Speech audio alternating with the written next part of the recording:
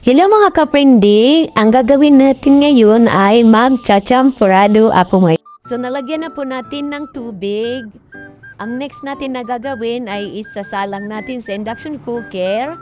Tatakpan, naantay na kumalagkad. Binuksan natin kasi kumakalagkad na. Halo-haloin. Halo-haloin. Halo-haloin. Hanggang sa maluto ang kanin bago lagyan ng tangkap. Ito nga pala ang ingredients natin. Bumili ako nito sa labas. A few moments later. Lalagyan na natin mga kaprendi ng tableya. Tapos hahalu-haluin. Hahalu-haluin.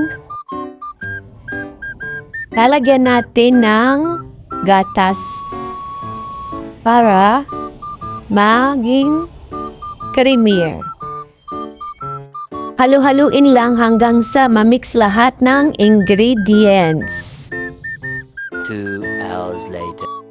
Ito na pala yung finished product, mga ka-friende. Ito nga pala yung mga kasamahan ko. Anak, ginising ko sila.